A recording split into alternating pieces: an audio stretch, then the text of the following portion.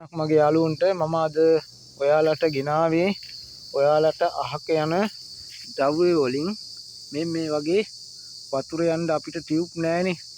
සමහර යාළුවන් ටියුබ් එකක් අර එමේ හොයාගන්න නැහැ. මම මේ ගෙනාවේ මේ වතුර යන්න මේ විදිහට හදාගන්න. ඒක කාලයක් පවතිනවා. ඒ කියන්නේ යාළුවනේ දැන් මේක හිල් වීමක් වෙන්නේ නැහැ. හිල් වෙච්ච නැති බැරල් වලින් මේ ආකාරයට ඔයාලට පේනවා මේ පැත්තට බැරල් දෙකක් තියෙනවා. මේ පැත්තට බැරල් දෙකයි. ඊට පස්සේ අපි මේ බට වලින් හදාගන්න ඕනි කණුව. ඔයාලට මම පැහැදිලිව අරන් දෙන්නම්. මේ විදිහට මේක හදාගන්න ඕනි, පාස්ස ගන්න ඕනි. අපිට කූඩුව පාස්සල බැරල් එක තියාගන්න පුළුවන් ඇතුලෙන්. මේ ආකාරයට හදාගත්තට පස්සේ මේකේ 4ක් 5ක් වුණත් මේ අපිට යන්න පුළුවන් වතුරේ ගිලෙන්නේ නැතුව යන්න පුළුවන්. තියෙන වලට පේනවා ඇති. මේ ආකාරයට සකස් කරගන්න ඕනේ. මේක අපිට බැරල් වැඩි කරලා හදාගන්නත් පුළුවන්. මම පෙන්වන්නේ ඔයාලට වැදගත් කියලා හිතන දෙයක්. මේකේ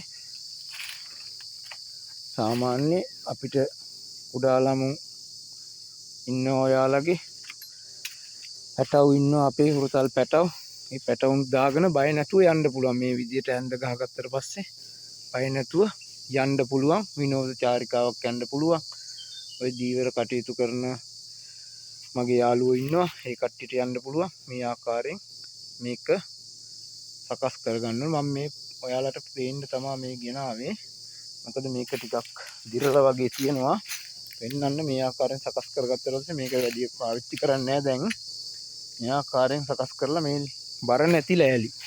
මේකට යාළුවනේ කොට්ට ලෑලි වගේ වෙලන් ලෑලි දාගන්න පුළුවන්.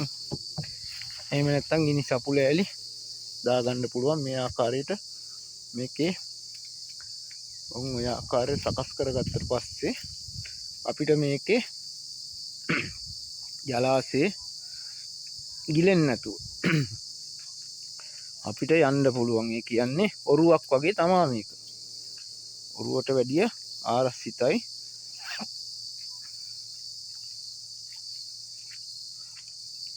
ඊට පස්සේ ඔරුවේ වගේ හබල් දෙකක් අපිට හදාගන්න ඕනි. ඒ හබල් හදාගත්තට පස්සේ මේක දෙන්නෙක් හොඳටම ඇති. ගෙනියන්න දෙන්නෙක් හොඳටම ඇති. ඒ වගේම තමයි ආරක්ෂිතයි මේක. 4ක් 5ක් වුණත් මේකේ යන්න පුළුවන්, ගිලෙන්නේ නැහැ. ඔයාලට පේනවා ඇති. මේ බැරල් අපේ යාළුවෝ දන්නවා. ඉතින් බැරල් ගැන කියන්න දෙයක් නැහැ. උඹලා ගන්න යාළුවනේ. හරි එහෙනම් යාළුවනේ. ගිහින් එන්න.